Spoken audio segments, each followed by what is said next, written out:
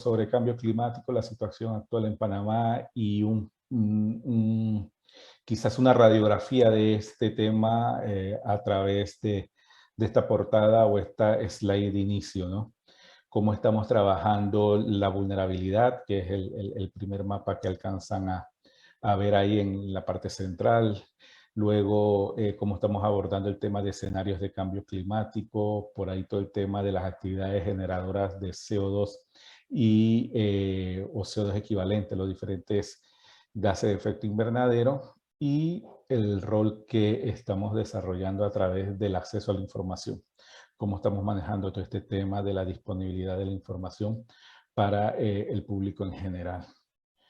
El contenido, vamos a ver las evidencias del cambio climático, el tema de la vulnerabilidad, qué tan vulnerables somos a estos cambios y principalmente enfocada a esa vulnerabilidad asociada a los cambios en temperatura y precipitación.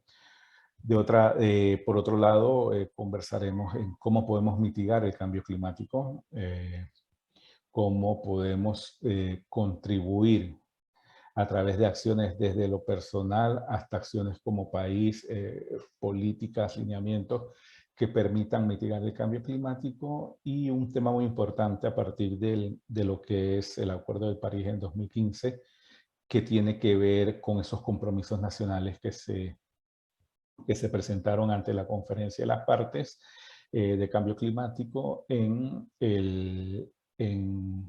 diciembre del 2020. Entonces, por ahí va la línea.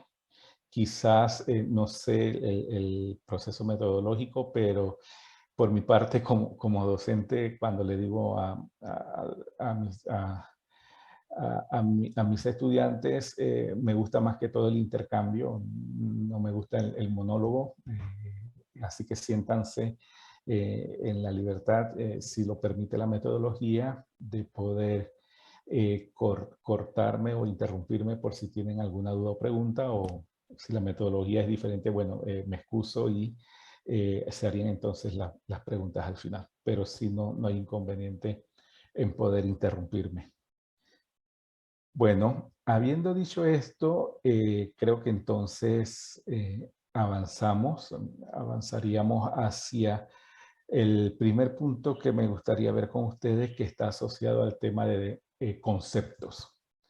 Y cuando hablamos de clima, cambio climático, debemos tener presente algunos conceptos importantes para marcar alguna diferenciación.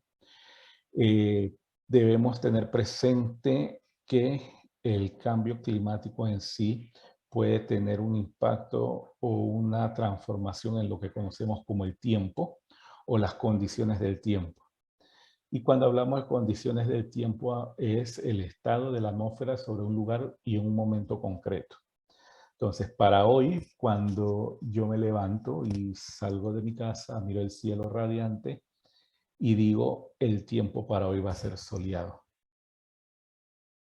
No puedo decir, el clima de hoy es soleado. Entonces, cuando hablamos de un día, horas, un momento específico, hablamos de las condiciones del tiempo en el entorno donde estoy, ¿no? Y se conoce como el tiempo atmosférico.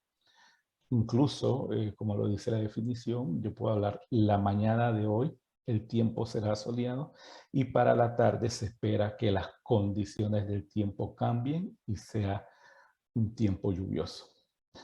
Mientras que cuando hablamos de clima, nos referimos específicamente a las condiciones del tiempo promedio en un lugar determinado y un periodo representativo de 30 años o más, de acuerdo como lo establece la Organización Meteorológica Mundial. Entonces, para yo hablar de las condiciones del clima de Panamá, debo tener una representación de ese tiempo diario que me generen lo que conozco como un promedio o un valor promedio de esas condiciones del tiempo que determinan el clima de una región o de un territorio. Entonces ya hay una escala temporal bastante importante. Ya estamos hablando de 30 años o más de estadística en la cual yo puedo entonces señalar las condiciones que me permitan hablar de clima de un territorio o una región. Ahora, entre el tiempo y el clima hay un término muy importante que conocemos como la variabilidad climática. Y la variabilidad climática, como le digo, es intermedia. La podemos medir ese cambio en el patrón año a año o estación en estación, en el caso que fuera nuestro caso. Pero por estar ubicados en el trópico, nuestras condiciones climáticas nos permiten hablar de temporada seca y lluviosa, no tanto de patrones establecidos como si estuviéramos más hacia los extremos, ya sea norte o sur, donde podemos hablar de estación o la estación de verano, primavera, otoño e invierno. Acá hablamos de temporada seca y lluviosa. Y yo puedo correlacionar esa temporada seca o lluviosa de 5 años y hablar de la variabilidad climática, porque no todas las estaciones secas ni todas las estaciones lluviosas son similares. Hay una variación, hay una variabilidad, y es lo que conocemos entonces como variabilidad climática. Entonces tengo tiempo, que es lo más reducido en escala temporal, tengo la variabilidad climática y tengo el clima. Para determinar el clima, entonces estoy hablando de 30 años de tiempo promedio que me permiten decir las características climáticas de un territorio. Y al final, entonces, hablamos de cambio climático. Entonces estoy hablando de ese cambio que puede ocurrir en ese patrón ya establecido luego de un análisis de 30 años. ¿Y cómo lo define la Convención Marco de Naciones Unidas sobre el Cambio Climático? Es un cambio de clima atribuido directa o indirectamente a la actividad humana, que altera la composición de la atmósfera global y que se suma, pongamos atención aquí, se suma a la variabilidad natural del clima. Es decir, el proceso, la variabilidad climática o el cambio climático natural existe desde que la Tierra se forja como un sistema complejo y completo, en donde tenemos esos ciclos que muchas veces las conocemos como los ciclos de glaciación, donde tenemos esa entrada y retroceso de cobertura de hielo. Esos son ciclos naturales de cambio climático. De aquí en adelante, del cambio climático que vamos a hablar es el que está inducido o el que el proceso natural exacerbado, producto de la actividad humana, y que de una u otra manera altera la composición de la atmósfera global.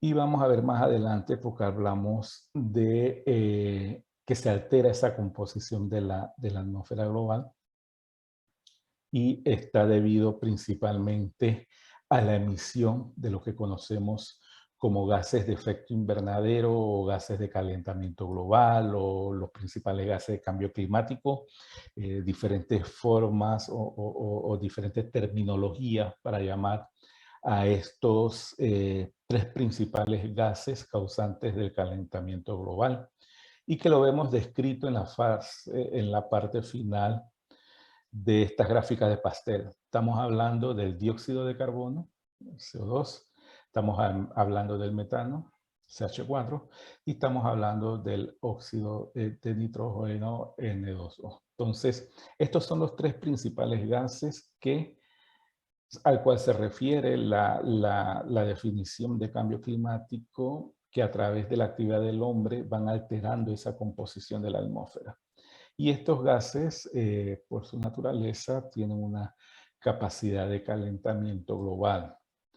Y bueno, acá en la gráfica de país superior, la más grande, podemos ver las principales actividades del hombre que están ligadas a estas emisiones, y si nos damos cuenta, las principales nacen del sector que conocemos como sector energía.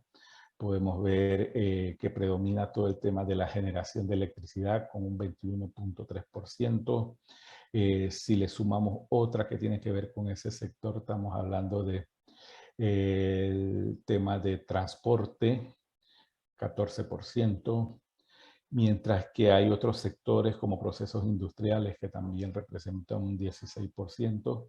El tema de subproductos agrícolas representa un 12.5% de las emisiones globales. Así que arriba nos permite tener una idea de cómo el hombre viene emitiendo ya a través de procesos antropogénicos estos gases, mientras que las tres de abajo nos hablan más que todo del porcentaje en que se generan estos gases, ¿no? Y vemos que el dióxido de carbono es el que más liberamos a la atmósfera, con un 72% del total. Luego sigue el metano, más que todo asociado al sector agropecuario, y los óxidos nitrosos, de nitrógeno, que también tiene mucha vinculación al sector agropecuario y al tema de procesos industriales principalmente. Ahí vemos que, como les decía, si nos vamos al texto, la electricidad procedente de generadores derivados del petróleo y la industria o la concentración o la contaminación de las fábricas son los que más contribuyen a esta alteración de la composición de la atmósfera, que al final se traduce en cambios en el clima, en las condiciones del clima. Ahora, si nos vamos a la escala temporal, el cambio climático se refleja 50 años, 100 años, mientras que hablamos condiciones del tiempo en procesos de horas, mediodía, un día. Entonces, al final, el cambio climático, por ser una escala temporal mucho más amplia, de una u otra manera influye en lo que conocemos como la variabilidad climática y las condiciones del tiempo. Es por ello que el cambio climático, la manera en que nos afecta directamente es en la transformación de las condiciones de la variabilidad climática, en las condiciones del tiempo dentro del espacio en que nos encontremos. Ahora, conversemos sobre el tema de las evidencias, ¿no? Y aquí es interesante tener presente que siempre está la parte retractora de que si el cambio climático que se vive hoy en día tiene relación o no con la actividad humana, porque sabemos que también el cambio climático es un proceso cíclico natural, pero cómo evidenciamos esa estrecha línea entre el proceso natural y la contribución del hombre hacia estos cambios. Y como les decía, viene relacionado principalmente a la forma en que estamos emitiendo de manera antropogénica estos gases desde la era de la revolución industrial. Hay un crecimiento, digamos, hay una correlación directa entre el crecimiento de la concentración de estos gases en la atmósfera versus cambios en anomalías de temperatura, y podemos ver en el caso de Panamá. Estas son dos estaciones meteorológicas de nuestro país, Santiago y Tocumen. Son dos estaciones que tienen una data robusta, con periodos de tiempo bastante amplios que nos permiten ver cuál es el comportamiento dentro, en este caso, de la variable temperatura mínima a lo largo de los años 1980, mediados de los 80, hasta por ahí 2017-18, que fue la base, la data analizada para el caso de Tocumen, hasta el 2020 para el caso de Santiago. Entonces, hay una clara tendencia en el incremento de la temperatura mínima en ambas estaciones. Ambas estaciones nos dejan ver que para el caso de nuestro país, las noches están siendo cada vez noches más cálidas, que quizás de alguna u otra manera como seres humanos nos adaptamos a esas condiciones de calidez, dado que la tecnología de alguna manera nos los permite. Quizás antes dormíamos sin abanico, hoy en día sentimos la necesidad de tener, aunque sea un abanico encendido para manejar este tema, ¿no? Pero por otro lado, hay ecosistemas o sistemas naturales que les es mucho más difícil el ritmo el ritmo de cambio, de variación versus la capacidad que tienen para adaptarse. y es ahí en donde entonces empezamos a sentir de mayor manera los impactos que se vienen asociando al cambio climático y que debemos tener siempre presente. Los impactos del cambio climático lo vemos o lo sentimos a través de nuestra variabilidad climática. Por darle un ejemplo, el tema de la producción agrícola, que es muy sensible a variaciones en rangos de temperatura o precipitación. Otra evidencia que podemos señalar existente o asociada a ese calentamiento global, podemos hablar del aumento del nivel del mar. Aquí podemos ver información de dos mareógrafos establecidos en la entrada del Canal de Panamá, en el caso de la estación Balboa y la estación Cristóbal, que de igual manera generan o representan cambios al alza a nivel de milímetros en los datos registrados.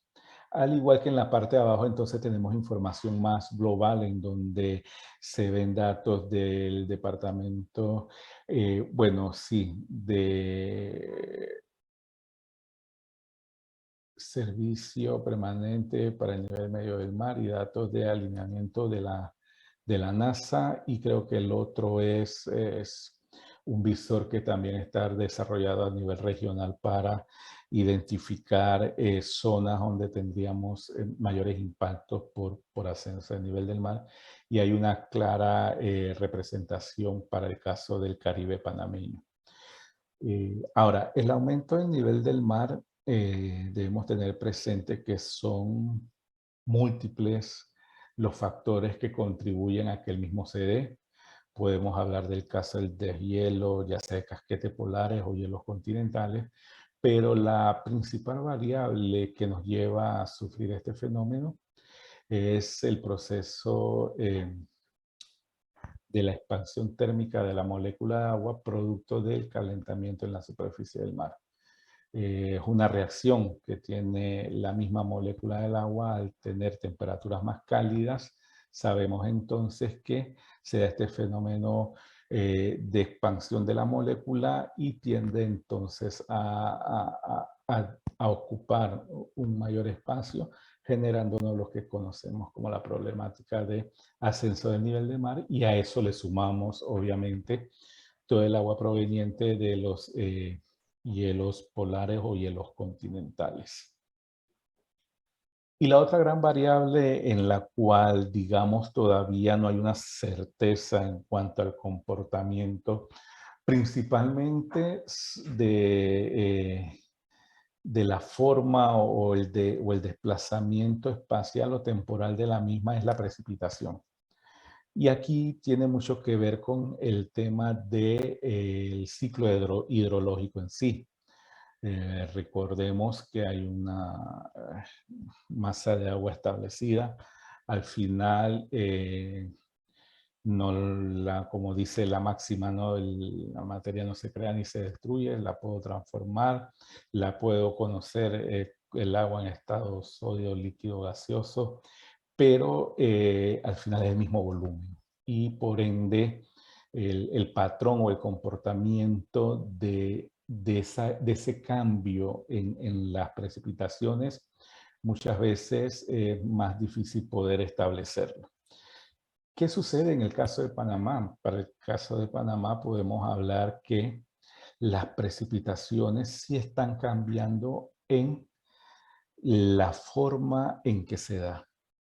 De repente, si hacemos un análisis mensual, quizás no veamos mucha variación en cuanto a lo que se precipita, pero la forma en que se precipita a lo largo de los 30 o 31 días del mes sí está cambiando. Y para ello, este ejemplo que tengo aquí eh, de, de los datos diarios del mes de junio de este mismo año de la estación Tocumen. Como les decía, la estación Tocumen es una estación bastante robusta y debe serlo, dado que es la que genera básicamente esa información para el tema de la aeronavegación. Y vemos en las columnas no sé si la verán del mismo color que yo en la proyección, pero en las columnas amarillas, el pastel es amarillo claro, está la precipitación acumulada del mes y la precipitación, la última columna, es el acumulado promedio histórico. Mientras que en las más verdecitas, el pastel más verde, tenemos en la primera columna día a día lo que precipitó en el mes de junio, mientras que en la tercera columna vemos el promedio histórico de los días del mes de junio. Y si ponemos atención, vamos a tomar 3 números rojos para no dilatarnos tanto aquí. El 3 de junio tuvimos una precipitación de 25 milímetros, mientras que el promedio histórico dice que para los, yo hago una data histórica de todos los 3 de junio, vemos que el promedio histórico es de 7.2 milímetros. Hay una diferencia importante aquí.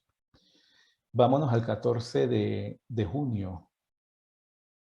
Ese solo día me precipitó 109 milímetros de lluvia, mientras que el promedio histórico es 9.7 milímetros. Entonces, y si se dan cuenta, entre los números rojos de la primera columna, luego que se precipita esta cantidad de agua, las precipitaciones registradas son mínimas.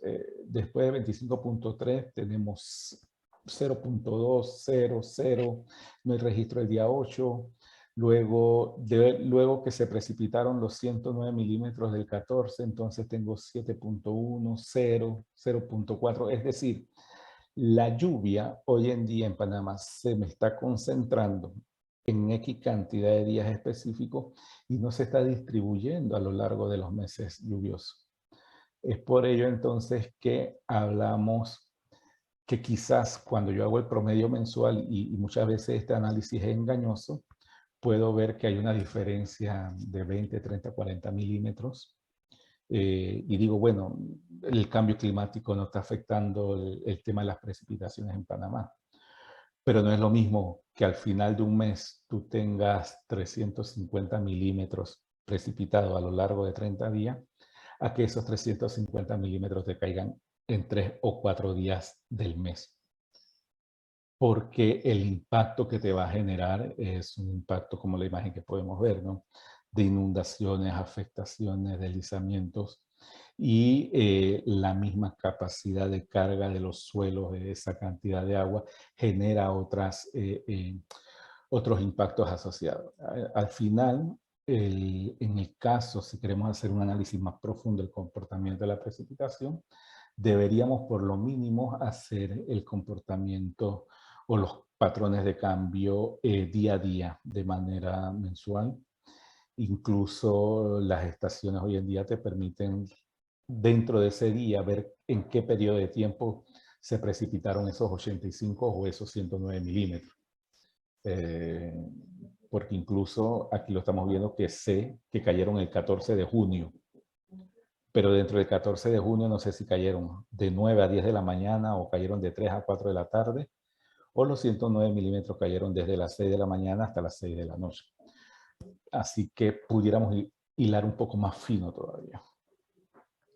Al final tenemos entonces evidencias en base a información recolectada a través principalmente de estaciones de monitoreo de clima, estaciones meteorológicas, hidrológicas y mareógrafos, de que hay una clara evidencia que las condiciones del tiempo, la variabilidad climática, están siendo de alguna u otra manera influenciadas por el cambio climático.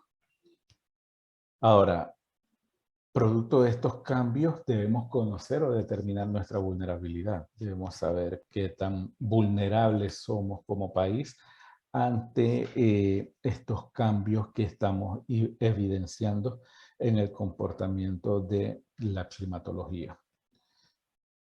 Y para hablar de la vulnerabilidad, existen ya hoy procesos metodológicos que nos permiten realizar esa evaluación. Hablamos principalmente de manejar datos climáticos y generación de proyecciones futuras. Y la generación de proyecciones futuras tendrán un mayor rango o un menor rango de incertidumbre a mayor certeza tenga yo de la climatología o los datos climáticos actuales o pasados. Entonces, si tengo una base de datos débil, mi proyección a futuro va a tener mucho más incertidumbre a si tengo una base de datos de estaciones meteorológicas o datos meteorológicos más robusta. Y para la evaluación de la vulnerabilidad también hay que tener presente elementos socioeconómicos y elementos biofísicos. Porque al final la vulnerabilidad no es más que todo, está en función de la exposición que tenga el sistema que esté analizando, más lo que sería la sensibilidad de este sistema. La suma de ambos me va a decir el impacto potencial, mientras que la parte socioeconómica me va a permitir más que todo conocer esa capacidad adaptativa que tenga en el sistema o el territorio para hacer frente al impacto potencial. Para nuestro caso, actualmente estamos generando los nuevos escenarios de cambio climático de Panamá a través de proyecciones anuales, en donde, cada uno de los modelos que se han ido desarrollando, estamos corriendo, si no me equivoco, alrededor de 4 modelos dentro de lo que es la reducción de escala regional, que nos permiten generar datos como estos, ¿no? Variaciones en temperatura mínima, variaciones en la temperatura máxima y precipitación, si no me equivoco. Y vemos qué nos dice cada uno de estos modelos. Y vean en la última columna, las 3 gráficas.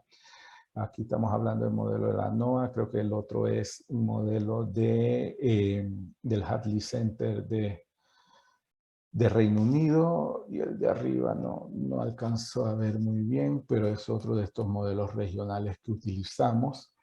Y el caso de precipitación, como conversábamos, ¿no? Se marca una poca diferencia para cada uno de ellos, mientras que en la temperatura sí se ve esa tendencia clara hacia lo que es el incremento de la misma.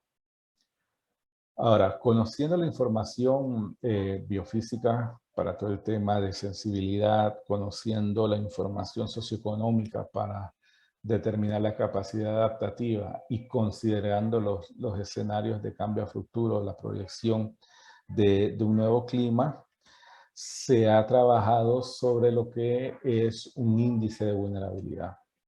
Es un trabajo reciente que ha desarrollado la Dirección de Cambio Climático en el Ministerio de Ambiente, en donde se identifican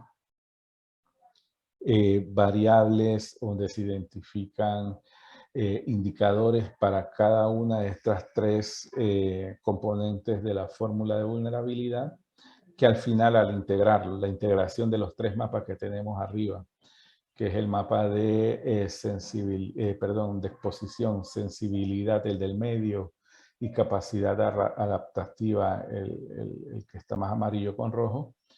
La integración de ellos 3, entonces, nos genera el mapa que tenemos abajo, que es el de vulnerabilidad al cambio climático. Igual los valores están por escala numérica. Hicimos una agregación de la misma para poder entonces darle una escala más cualitativa para hablar de baja, media, alta y muy alta vulnerabilidad. Tener presente que es un ejercicio a escala nacional, por ende es un indicativo bastante próximo, pero lo ideal sería poder, una vez identificada la zona de interés, realizar ese ejercicio con información más detallada en territorio y más precisa dentro de la comunidad, del corregimiento o distrito que quiero analizar, ¿no? Ya con estos ejercicios vamos teniendo luces de qué tan vulnerables somos y cómo pudiéramos abordar esta vulnerabilidad desde diferentes sectores. ¿Qué representa esto para la agricultura? ¿Qué representa esto para el sector recursos hídricos? ¿Qué representa esto para el desarrollo de actividades costeras? Entonces, vamos teniendo herramientas que nos permiten evaluar esta vulnerabilidad. ¿Dudas, preguntas hasta aquí? Avancemos. Buenas tardes, profesor. Sí. Le habla el profesor Aponte, profesor del curso. Los modelos estos o los escenarios, mejor dicho, que se vienen planteando ya hace algún tiempo atrás, ¿en qué medida se han ido o no se han ido ajustando a la realidad? Lo que se han visto en distintas partes del mundo, por ejemplo.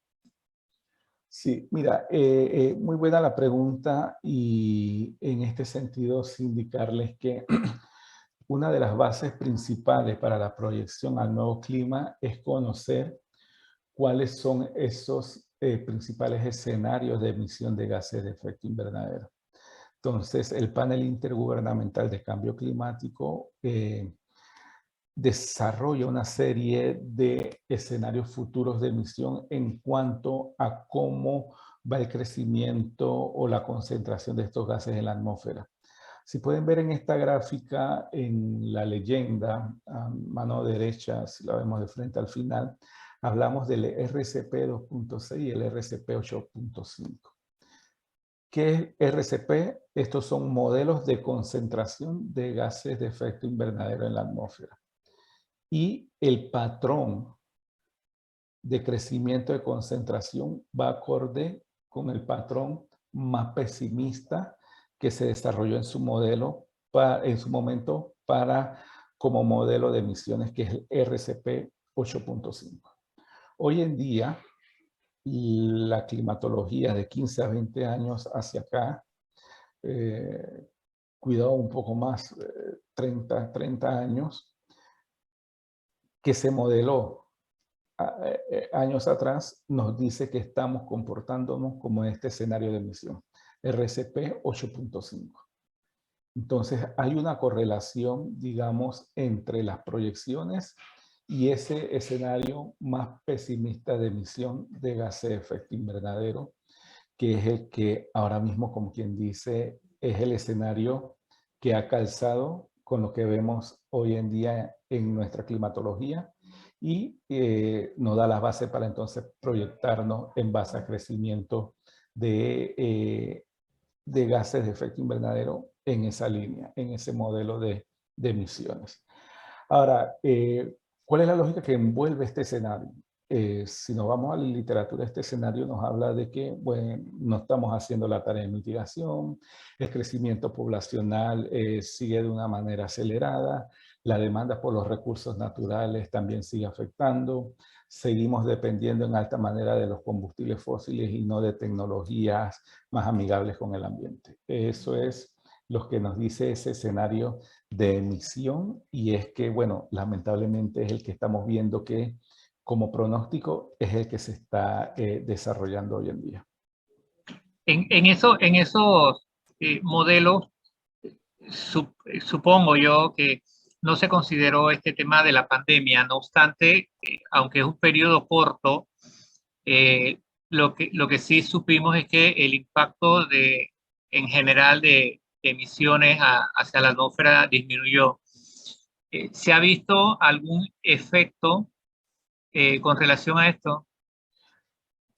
Casualmente hay un pedido al panel intergubernamental de cambio climático que genere un reporte especial sobre los efectos de la pandemia en el proceso de concentración y emisión de gases de efecto invernadero.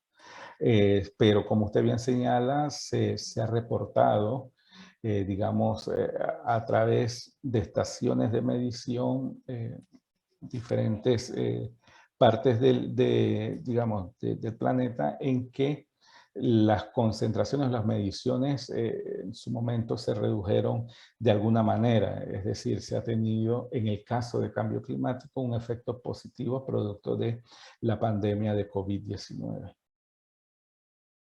Y en base a esta observación, entonces hay un pedido ya para que el IPCC genere un reporte especial en el impacto que ha tenido el COVID-19 sobre el comportamiento de las emisiones de gases de efecto invernadero. Ok, y una cosa, algo final. Con respecto a los sumideros, si se están estableciendo correlaciones con el creciente aumento de los gases de efecto invernadero, allí también se valoran los sumideros, ya sea que también se vean afectados o disminuidos, o que se esté trabajando de alguna manera en una captura efectiva de dióxido de carbono. Sí, en el caso de los sumideros, tener presente que los dos principales que tenemos en el planeta son los bosques y los océanos. De alguna u otra manera, es el trabajo que venimos evidenciando sobre el manejo de la cobertura boscosa y ese rol de la captura de carbono para crecimiento en biomasa y luego dentro de este proceso de fotosíntesis, liberación de agua y oxígeno. Que viene a descomponer el principal gas de calentamiento global, que es el CO2, ¿no? Pero sí hay, está el informe del IPCC sobre lo que ellos les llamaron suelo y agricultura, si no me equivoco, en donde evidencian cómo de una u otra manera venimos impactando este suminero en especial, la cobertura boscosa, y se hace un llamado a todo el tema de el manejo más sostenible de los bosques. Por otro lado, tenemos entonces el tema de los océanos, en donde la relación de sumidero como sumidero de carbono, si no mantenemos ese balance, se viene a convertir como en un instrumento o en un proceso perjudicial para la biodiversidad dentro de los océanos. Es por ello que es importante trabajar principalmente en fortalecer la capacidad de captura de los bosques para tratar de reducir ese impacto en el proceso de carbonatación o de los carbonatos de calcio dentro de lo que sería los océanos, dado que pueden, esa capacidad de sumidero que tiene un límite que luego se convierte en un factor negativo, principalmente para la biodiversidad de los mismos. Y hoy en día el tema de océanos era un tema bastante reclamado dentro de los procesos de negociaciones de cambio climático, y ahora con la COP26 que acaba de suceder el mes pasado en Glasgow, se logró establecer un grupo de trabajo para todo el tema de océanos y su relación, tanto desde la óptica de la vulnerabilidad como su potencial de mitigación al calentamiento global. Muchas gracias. Ok. Y siguiendo en esta línea, hablando de la mitigación, tenemos entonces el tema del aporte de Panamá como país a esta mitigación. Y creo que han escuchado ya, porque ha sido bastante resonado todo el tema de nuestra capacidad como país de ser carbono negativo. A través de uno de los reportes que como país debemos presentar ante la convención, que se conoce como los informes bienales de actualización en cuanto a emisiones de gas de efecto invernadero. Panamá en su segundo IVA, que fue presentado este año, a través del proceso metodológico del cálculo de emisiones, se logra evidenciar que tiene una capacidad de secuestro de carbono mayor a la cantidad de gases de efecto invernadero que estamos generando a través de otros sectores. Si vemos la gráfica, en la mitad tenemos el cero, ¿no? Está el cero, y del cero hacia abajo es secuestro de carbono, lo reconocemos con el símbolo negativo. Y del cero hacia arriba son emisiones de gases de efecto invernadero. Y aquí todas están llevadas a CO2 equivalentes. Sabemos que el metano, el óxido nitroso tienen un potencial de calentamiento diferenciado al CO2, el cual luego aplicamos por simple regla de 3 y lo hacemos CO2 equivalente. Y si sumamos las emisiones del sector energía, del sector de procesos industriales y uso de solventes, las emisiones del sector agricultura y las emisiones del sector residuo, y hacemos un gran total de ellas, aún así el sector del uso de la tierra, cambio de uso de la tierra y silvicultura, es lo que significa UTCUTS, tiene capacidad para absorber esas emisiones y todavía quedamos, como quien dice uno en el largo así muy popular, quedamos para dar vuelto. Es decir, tenemos un remanente, tenemos una capacidad y todavía superior a lo que estamos emitiendo. Pero ojo con el párrafo que tenemos abajo. Esa capacidad cada vez se va viendo disminuida. Si se dan cuenta, cada vez la línea negra, que es la línea del balance, se acerca más hacia el cero. Entonces, aquí la idea es trabajar en mantener esa capacidad de ser carbono negativo a través de dos líneas. La gestión, conservación e incremento de la capacidad de captura a través de nuestros suelos, a través de bosque, regeneración natural, rastrojos. Y la otra línea es evitar que la parte superior al cero siga creciendo. Es cómo genero políticas que me contribuyan a reducir emisiones en el sector energía, en el sector agricultura, residuos y demás. Pero principalmente, si vemos la gráfica, los dos grandes bloques están asociados a energía y agricultura. Entonces, si yo genero políticas que me permitan, o acciones que me permitan reducir emisiones en energía y agricultura, y sobre eso, para evitar que esos sectores crezcan, y sobre eso llevo una mejor gestión, una recuperación de suelos e incremento de cobertura boscosa, puedo mantenerme en ese, digamos, en esa ventaja que tenemos hoy en día de ser un país carbono negativo. Pero sí somos conscientes de que si seguimos esa proyección, se hizo un ejercicio de la línea de balance, estamos hablando que como para el 2035, 2040 pudiéramos perder esa capacidad de ser carbono negativo. Y no es lo que se busca, ¿no? Se busca estar siempre sobre la línea por debajo de cero, mientras que en muchos de los países la meta es ser carbono neutral. Hoy en día nosotros hablar de carbono neutralidad sería un retroceso, porque sería llevar nuestra línea de balance, que está ahora mismo en negativo, a cero. A nosotros nos conviene seguir hablando de ser un país carbono negativo. Y para lograrlo, ya como les dije, ¿no? Están estas dos líneas de acción. Fortalecer nuestra capacidad de captura a través de nuestros bosques y rastrojos, y a su vez generar planes, políticas, programas, iniciativas que nos permitan reducir emisiones en los sectores que están por arriba de cero para que estos no crezcan. Ahora, hay algunas acciones de mitigación que se vienen desarrollando a nivel nacional y que vienen a contribuir, como les digo, en estos sectores para evitar su crecimiento en emisiones.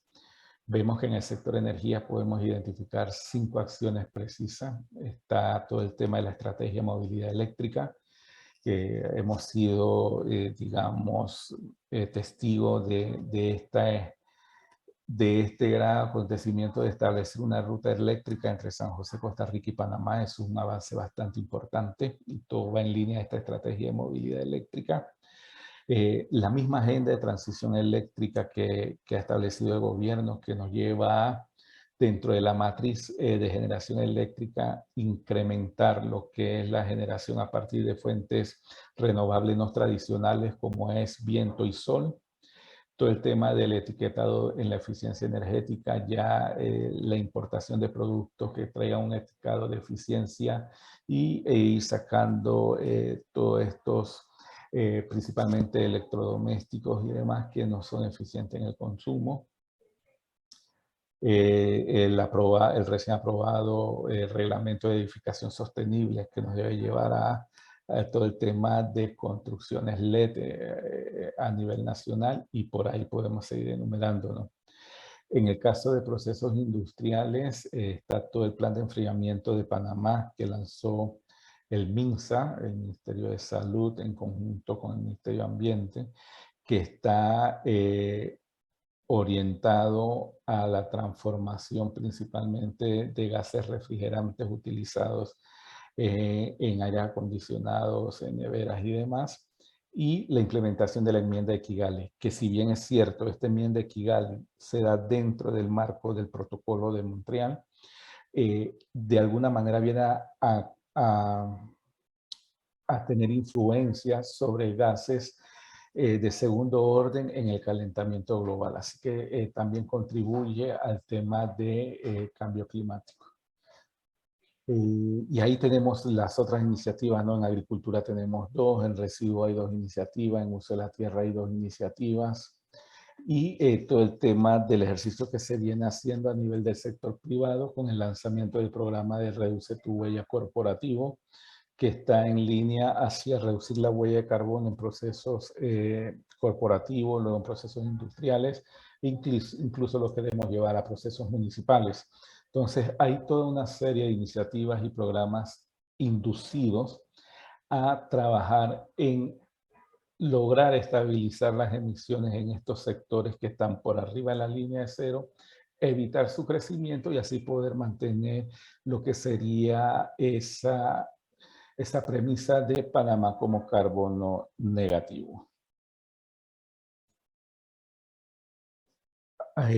Tenemos entonces el tema de las contribuciones determinadas a nivel nacional. Como les decía en la introducción, el Acuerdo de París, digamos que dentro de los principales objetivos está el tema de que ya todos los países debemos presentar de manera, claro, respetando el principio de responsabilidades comunes pero diferenciadas, debemos presentar nuestras contribuciones determinadas a nivel nacional para contribuir a la mitigación y a la adaptación del cambio climático.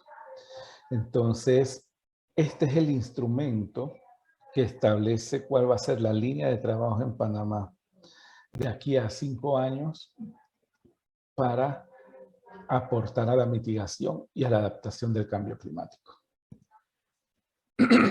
¿Y qué es una CDN, como la conocemos? Una contribución determinada a nivel nacional. Es un compromiso que las partes, entendiendo por partes los países, que los países de la Convención Marco de Naciones Unidas sobre el Cambio Climático, bajo el Acuerdo de París, planean emprender para abordar el cambio climático. Las CDN de todas las partes representan el esfuerzo global colectivo que determinará si el mundo logrará el objetivo del Acuerdo de París. Y ese objetivo está establecido en base en mantener el incremento en la temperatura no más allá de 2 grados y haciendo esfuerzos eminentes para que se mantenga por debajo de 1.5 grados con respecto a la era de la revolución industrial. Entonces hay un objetivo establecido. Para que la temperatura no suba, debo trabajar sobre concentración de gases en la atmósfera y para ello entonces establezco mis compromisos. Ahora, recordemos que esta es una agenda global. Esta es una agenda en donde vemos cambio climático y cómo esto a su vez contribuye en todo el tema del desarrollo sostenible. Y no es por casualidad que en el 2015 se adoptan los Objetivos de Desarrollo Sostenible, cuya meta es al 2030, y a su vez se logra adoptar el Acuerdo de París, que establece metas al 2030 y al 2050.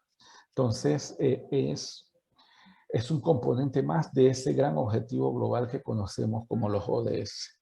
Y en esa línea, Panamá prepara sus CDNs también viendo de qué manera estas acciones contribuyen a otros objetivos de desarrollo sostenible y no solo al objetivo 13 que tiene que ver con cambio climático.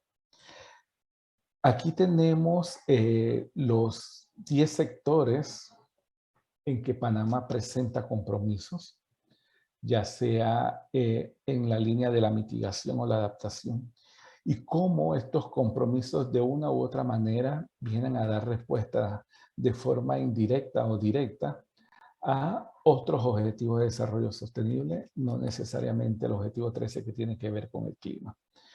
Y en el caso de nuestro país, las metas cuantificables de reducción se han presentado en el sector de transición energética. También hay metas asociadas a reducción de emisiones en el sector bosque. Mientras que para los otros sectores, las metas están más establecidas a través de planes y programas y enfocadas tanto a adaptación como a mitigación.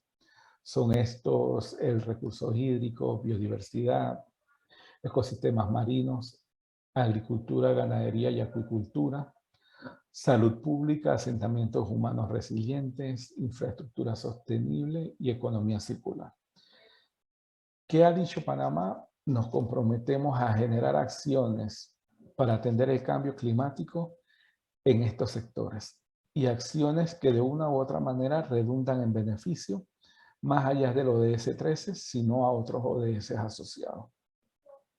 Y debemos generar entonces un plan de implementación para medir al 2025 qué tan efectivo hemos sido implementando los compromisos adquiridos en cada uno de estos sectores.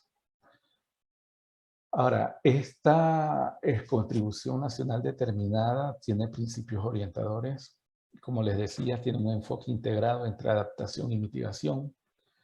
Tiene un enfoque de planificación y toma de decisiones participativas para el desarrollo resiliente e inclusivo. Si volvemos a la imagen, cada uno de estos sectores tiene su entidad regente. En el caso de salud pública, tenemos que ir de la mano con el Ministerio de Salud. Y la construcción del compromiso en salud pública fue de la mano con los regentes en este tema. Ministerio de Salud, Instituto Gorgas, Caja de Seguro Social, o sea, los que saben de salud, se llega a un consenso y decimos, bueno, como país podemos lograr una meta en adaptación o mitigación del cambio climático en este sector. Es un poco por donde va este principio, ¿no? La parte de todo el enfoque participativo y de planificación, considerando los actores relevantes. De igual forma, por la naturaleza en el momento en que se construye la actualización de nuestra CDN, era, digamos, estrictamente necesario meter un componente de recuperación sostenible, bajo emisiones y resiliente para un efecto post-pandemia o post-COVID-19. Entonces hay un enfoque también, un matiz en esa línea asociada a los impactos y toda la recuperación que debemos poner en marcha contemplando los efectos de COVID-19. Y en el caso de la adaptación principalmente, pero también se puede poner en práctica para la mitigación, el enfoque de soluciones basadas en naturaleza e infraestructuras verdes. En estos momentos en Panamá se le apuesta a la capacidad que tiene la naturaleza de resiliencia y de ser efectivo para atender el tema del cambio climático, y por ello esta CDN tiene un componente bastante fuerte en buscar soluciones basadas en naturaleza más allá de soluciones grises.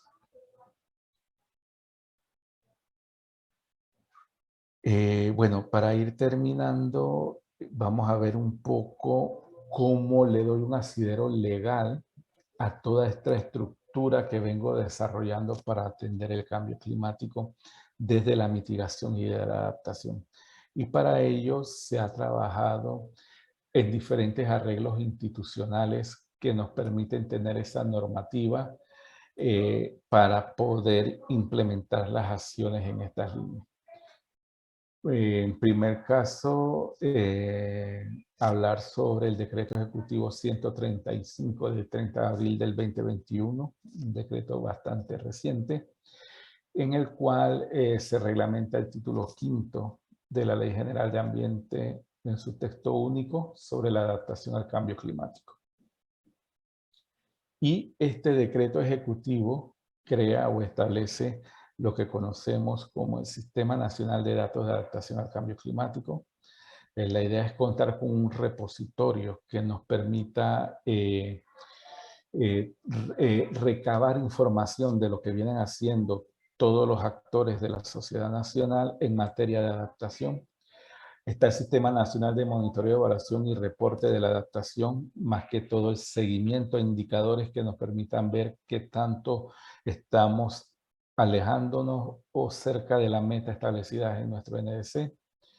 Hay un programa nacional de Construye tu Resiliencia y todo ese trabajo de incentivo hacia lo que sería desde la parte corporativa, municipal, la parte institucional, para hacer de Panamá cada vez un país más resiliente, mejorando su capacidad adaptativa y reduciendo su vulnerabilidad.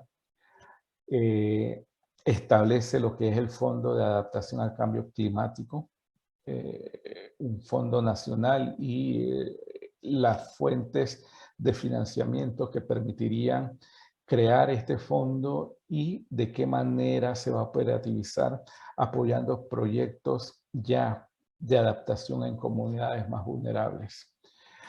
También podemos destacar los lineamientos para la Estrategia Nacional de Adaptación al Cambio Climático y el Programa Nacional de Reduce tu Huella Hídrica, que estaría iniciando principalmente trabajos para el involucramiento del sector privado.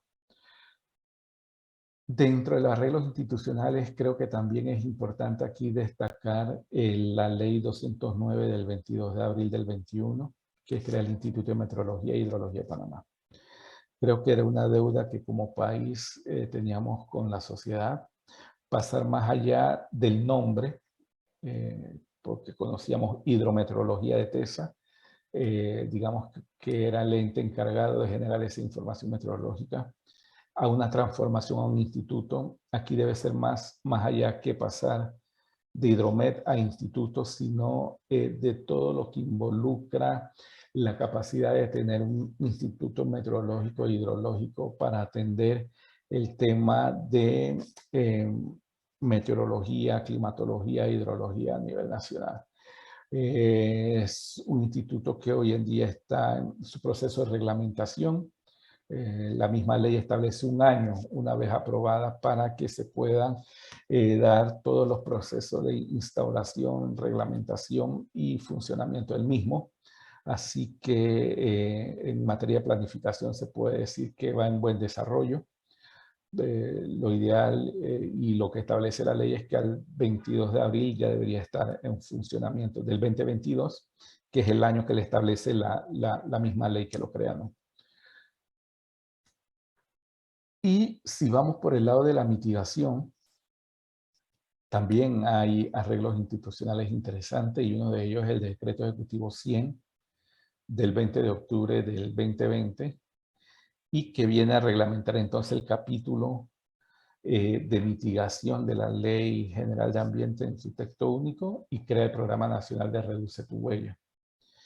Y acá la orientación es más que todo en cómo tenemos un sistema sostenible de inventarios nacionales de gases de efecto invernadero, que sea cada vez más transparente en cuanto a los procesos de medición de nuestras emisiones y nuestra capacidad de secuestro, el registro de emisiones y acciones de mitigación, es decir, todos esos programas y proyectos que contribuyen a mitigar o a reducir emisiones, los podemos registrar y contabilizar para ver de qué manera también a través de estas acciones contribuimos a hacer frente al cambio climático.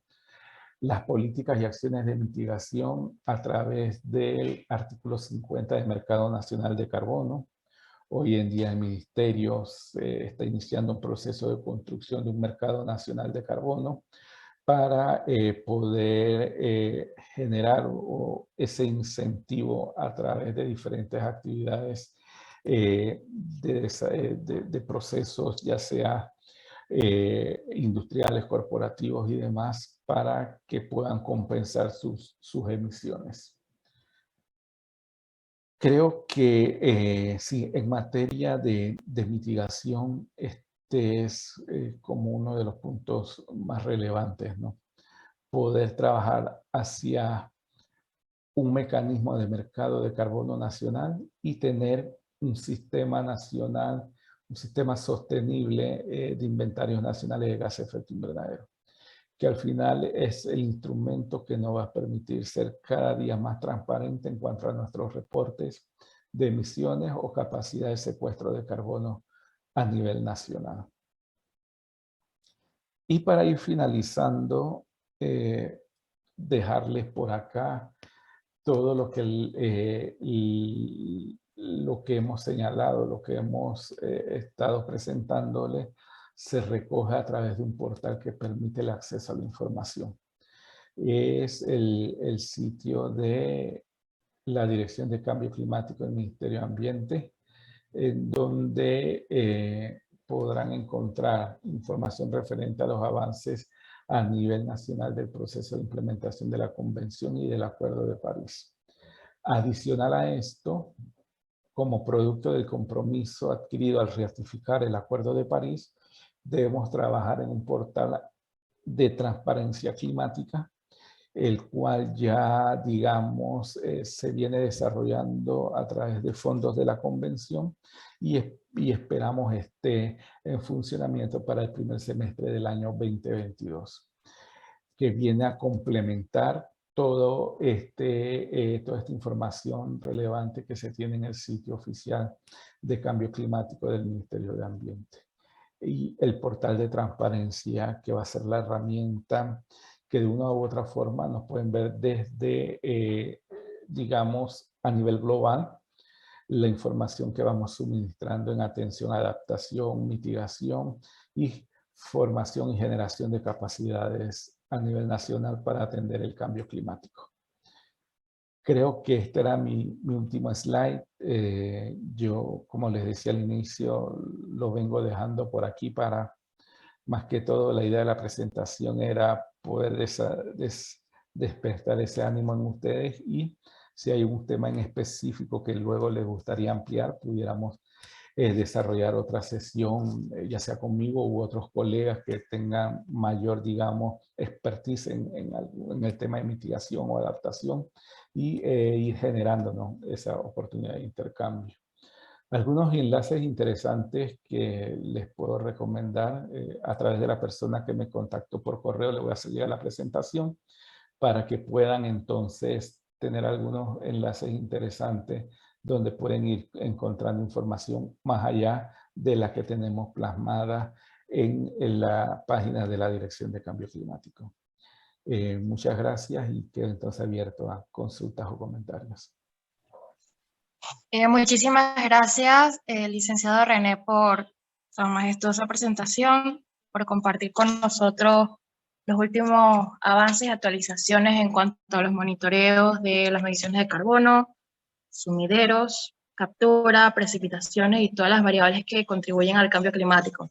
A nombre del grupo del tercer año de licenciatura en Química, queremos darle las gracias por tomarse su tiempo por compartir.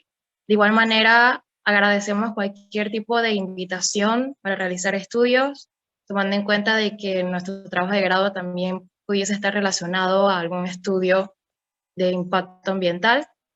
No sé si alguien de mis compañeros tiene alguna pregunta que hacer. Quizás antes que algún colega o compañero tome la palabra, muy importante lo que acabas de señalar. Y también indicarles que aquí más de, sí, estoy sumando en la mente, más de 10 personas, más de 10 profesionales han pasado por aquí en procesos de ya sea práctica profesional o pasantía para dentro de sus carreras. Y como yo les decía al inicio, el tema de la química es muy importante para nosotros. principalmente para el grupo que trabaja, yo estoy en el grupo que trabaja adaptación, pero el grupo que trabaja mitigación tiene bastante que hacer con todo este tema de las emisiones de los gases, los procesos en que se dan o se envuelve la generación de estos gases, y hay mucho que puede, con lo que puede contribuir la carrera de química desde la Facultad de Ciencias Naturales para en este componente, ¿no?, de mitigación e inventarios de gases de efecto invernadero. Así que yo los exhortaría, si tienen esa opción de poder hacer práctica profesional, puedan identificar un potencial espacio de colaboración a través del Departamento de Mitigación de la Dirección de Cambio Climático. Nuevamente reiteramos un agradecimiento por tomarse el tiempo, por compartir, y creo que esto será todo por el momento. Esperamos tener más comunicación con usted para poder en algún otro momento u ocasión programar alguna conferencia adicional. Así que muchísimas gracias, licenciado. No, gracias a ustedes por el espacio, y acá estamos a la orden siempre que se pueda. Nos planificamos, y si no, identificamos a alguien más que pueda contribuirles. Saludos. Ana, tal espacio todavía de preguntas. No sé si alguno de tus compañeros hace una pregunta o inicio yo con una. Buenas Creo que... tardes. Medina. Yo quisiera hacer una pregunta sobre... Yo fui el que lo contacté por correo. Muchas gracias por su tiempo. Primero agradecerle, y tenía una pregunta sobre el tema de la vulnerabilidad. No me quedó tan claro si es lo que se mide, qué tan vulnerable esté el área a un cambio climático, o cuánto esa área afecta el cambio climático. No, quedé un poco confundido en ese concepto. Ok, vamos para allá. Veamos. Ok, vamos a echar hacia atrás. Ok, vamos a pararnos aquí. Cuando hablamos de la vulnerabilidad, debemos tener presente que la misma está en función a tres grandes componentes. En la parte superior tenemos tres mapas. Uno que identifica exposición, los territorios que están más expuestos a estos cambios asociados a los impactos del cambio climático a través de la variabilidad. Entonces aquí, por darte algún ejemplo de algunas variables que consideramos, zonas vulnerables a ascenso del nivel del mar, zonas que se han identificado que tienen impactos por cambios en comportamiento de precipitación o temperatura. Luego, en el mapa del medio, evaluamos la sensibilidad. ¿Qué tan sensible, en este caso, es el territorio a estos cambios? Pero la sensibilidad la podemos ver a través de diferentes ecosistemas que dan respuesta a los cambios en el clima. Por ende, si te das cuenta, las zonas más sensibles son donde ubicamos nuestra mayor cobertura boscosa o tenemos nuestras áreas protegidas, porque son ecosistemas que tienen una respuesta inmediata a cambios productos en la variabilidad climática o el cambio climático. Y el último mapa es el que está asociado a capacidad adaptativa. Y como decíamos, la capacidad adaptativa viene más que todo dada en las características sociales, demográficas y económicas dentro del territorio. Y las principales regiones de capacidad adaptativa es aquellas donde vemos el amarillo más pálido, mientras que los territorios comarcales, los territorios indígenas son donde tenemos menor capacidad adaptativa. Luego, por una álgebra de mapas, lo que hacemos es integrar cada uno de los componentes de la fórmula. Y la fórmula me dice que la vulnerabilidad está en función a la exposición más la sensibilidad que me va a generar un impacto potencial.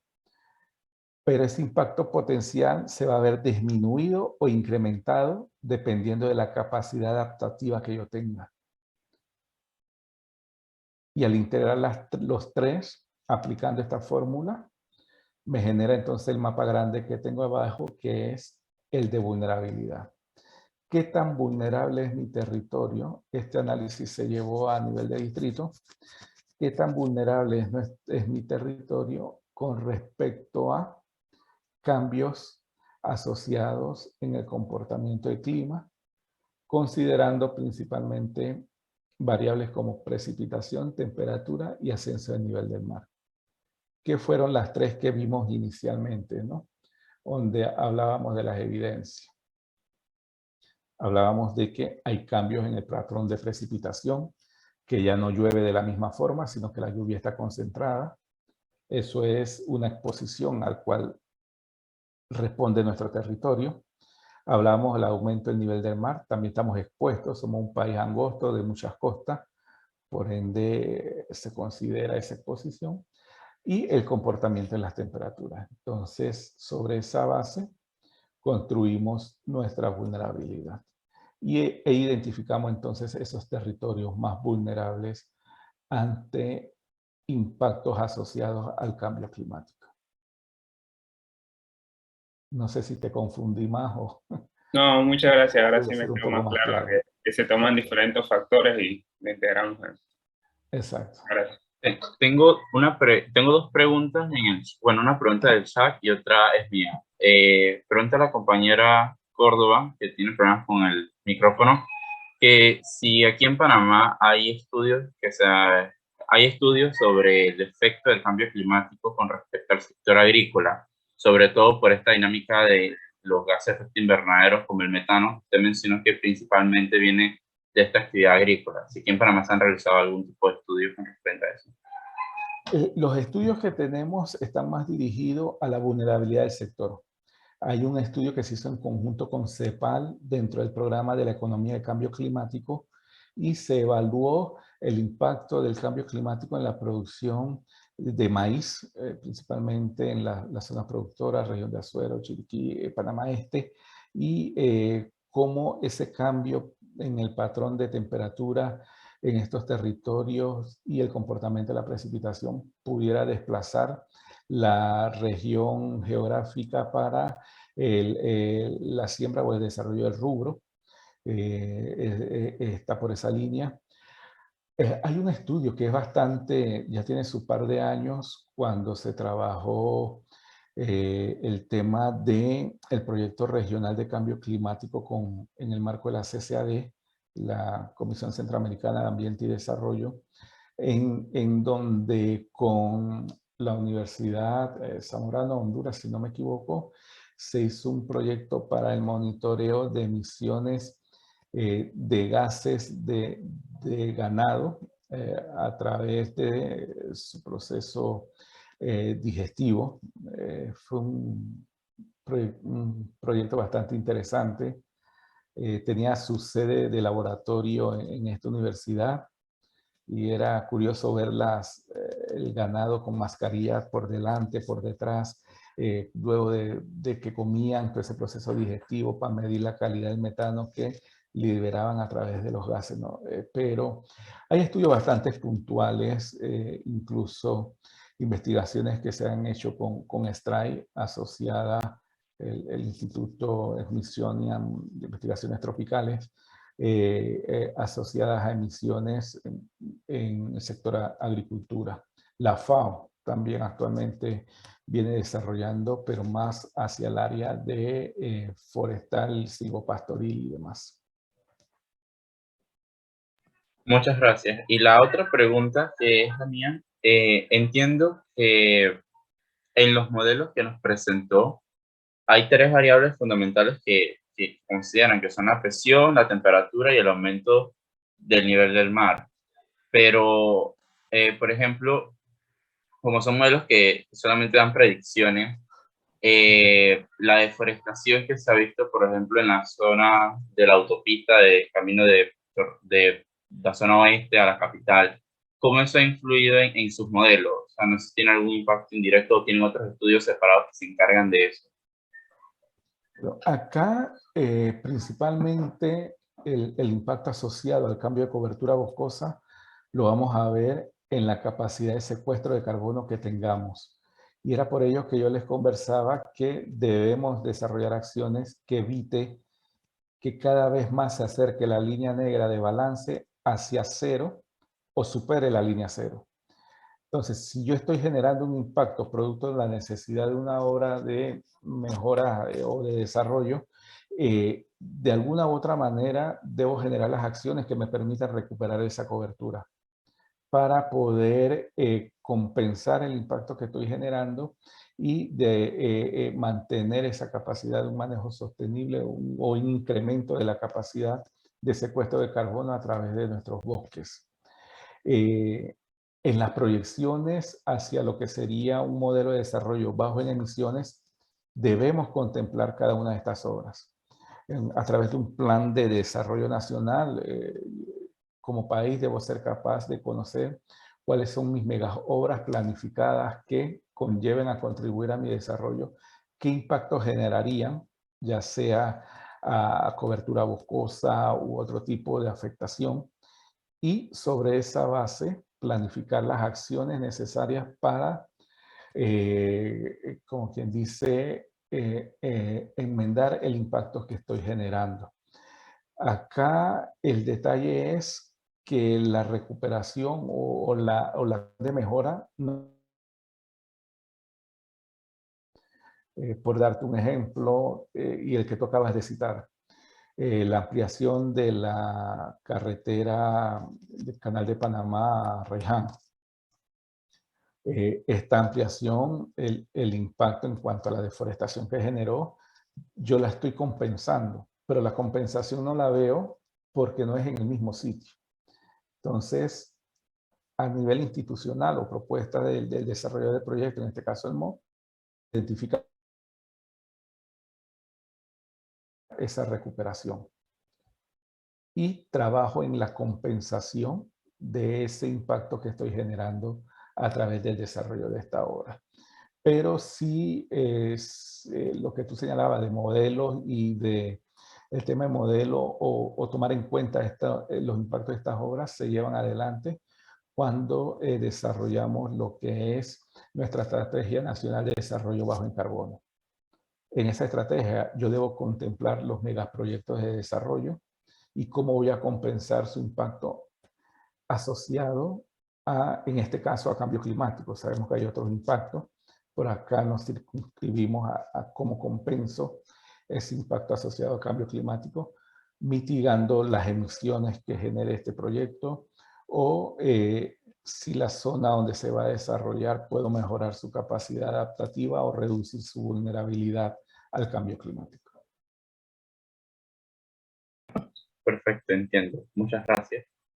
Yo tengo una última, bueno, un comentario más que una pregunta directa. ¿Qué beneficios, o sea, es un beneficio detrás del hecho de que seamos carbono negativos? Eso se traduce en algo importante. Y lo otro es, cuando estas reuniones, como después escuchamos solamente las generalidades, economías como India y China, que son fuertemente dependientes del carbón, ¿cómo toman ellos el tema de eliminar o reducir cuando está todo este escenario? Y comparado con ellos, pues nosotros somos un puntito ahí nada más, ¿no? En medio de todo este problema del cambio climático. Ciertamente lo que usted señala, ¿no? Panamá representa el 0.03% de las emisiones a nivel global. Entonces, cuando vas a estos grandes países emisores, te quedas pensando, bueno, y si yo con esta representación, todo lo que estoy haciendo, ¿cómo me gustaría ver lo que están haciendo estos grandes países de economías en crecimiento o países desarrollados? En el caso de el ejemplo que usted citó, vimos que en la última conferencia de las partes, Estados Unidos y China asumen un compromiso de reducción de emisiones a través del intercambio de tecnología. China le apuesta mucho al tema de desarrollo de tecnología más limpia, ir descarbonizando su economía. El compromiso de ellos es más al 2050, porque tienen un reto bastante grande por delante. Están caminando principalmente al tema de energías fotovoltaicas y implementar políticas y medidas para todo el tema de emisión de metanos, muy asociado principalmente a los sistemas productivos que ellos tienen. Pero sí hay un compromiso establecido e incluso al ser firmantes y haber ratificado el Acuerdo de París, ya hay metas que se establecen que de una u otra manera son vinculantes. Entonces ya no están a la libre que, bueno, lo firmé y al final no pasa nada, pero ya sí son instrumentos vinculantes que de no cumplirse empiezan a haber afectaciones en sus economías. Y el tema de ser carbono negativo al final se traduce en una oportunidad a través de diferentes instrumentos.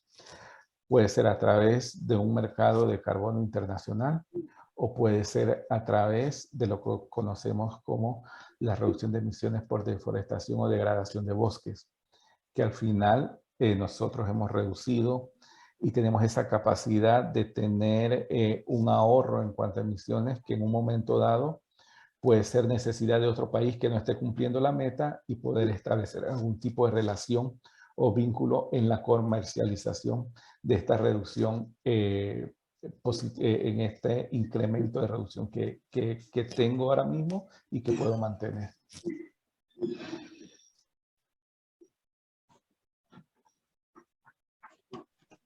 No sé si alguien más tenga alguna otra pregunta.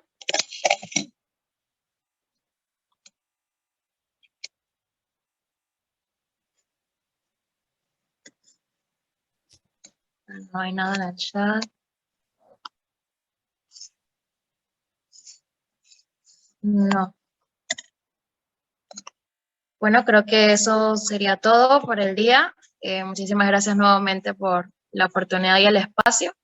Esperamos que para todos haya sido de provecho toda la información compartida y esperamos también en un futuro no tan lejano poder formar parte del avance científico y aportar en todos los monitoreos que realizan. Gracias y por acá estamos anuentes y los esperamos. Saludos. Muchas gracias. Muchas Gracias. gracias.